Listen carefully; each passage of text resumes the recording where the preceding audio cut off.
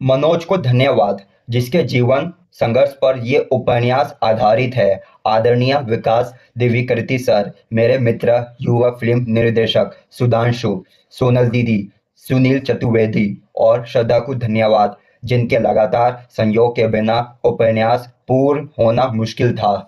भूमिका। Civil service की तैयारी के दौरान मैं हर साल जोश से भरे हजारों युवक और युवतियों से रूबरू होता हूँ। इनमें से कुछ सफल होते हैं और राष्ट्र सेवा के लिए निकल पड़ते हैं, पर कुछ मन को छू कर निकलते हैं, इतने करीब से कि आप चाहकर भी उन्हें भुला नहीं सकते। ऐसे ही दो प्रतियोगी, मनोज और श्रद्धा की कहानी इस उपन्यास की प्रेरणा बनी है। जब कभी आंख बंद करके इन दोनों की कहानी याद करता हूँ तो दुनिया भर भरोसा बढ़ जाता है। कहने वाले लाख कहते रहे कि आजकल दुनिया में प्यार और ईमानदारी का अकाल पड़ा हुआ है। यहाँ ये कि आज की दुनिया धोखाधड़ी और बेईमानी पर टिकी है। पर मुझे दुनिया की अच्छाई पर भरोसा बनाए रखने के लिए कुछ उदाहरण काफी लगते हैं। कुछ स्मृतियाँ साझा करना चाहता हूँ। पहली स्मृति। एक रात करीब 12 बजे घर की घंटी बजी। ये बात 2005 के सितंबर या अक्टूबर की है। उस समय तक मनोज भारतीय पुलिस सेवा में आ चुका था। वे ट्रेनिंग पर मसूरी में था। घंटी बजने पर हम चौंक गए और मन में उठ रहे तमाम आकांक्षाएं दबाकर दरवाजा खोला। सामने मनोज खड़ा था।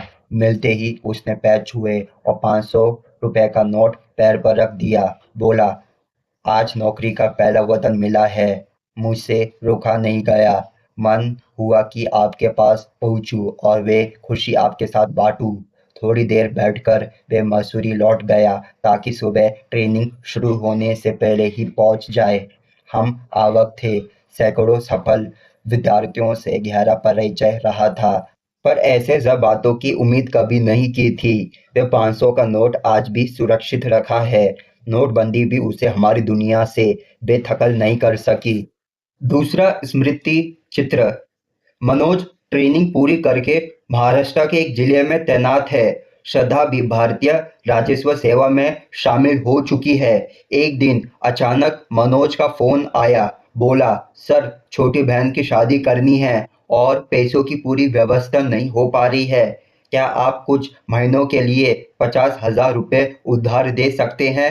मैं हर महीने 5-10 हजार करके लौटा दूंगा। मैं फिर अवाक था। पहली बार सुन रहा था कि आईपीएस पति और आईआरएस पत्नी मिलकर इतने से धन की व्यवस्था नहीं कर पा रहे हैं।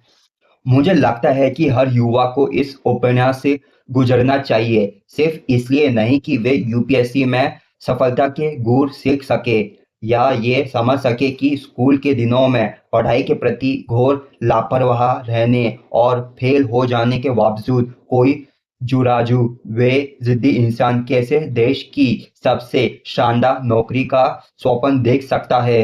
ये किताब इसलिए भी ज़रूरी है ताकि हमें ज़िंदगी को समझने, जीने और निभाने की कला समझ आए।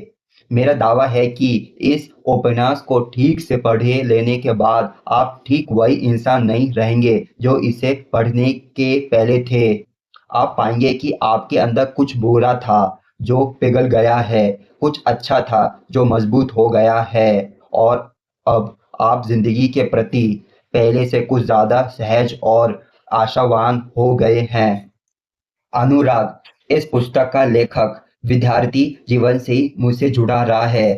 व्हाट्सएप पर क्रांति के बाद ये उसकी दूसरी कृति है और निस्संदेह उसका लेखन बहुत कम समय में काफी परिपक्व हुआ है। मैं इस पुस्तक के लाखों भावी पाठकों की ओर से उसे शुक्रिया कहना चाहता हूँ कि उसने इस कहानी को बेहतरीन अंदाजे बयां के साथ उनके सामने रखा।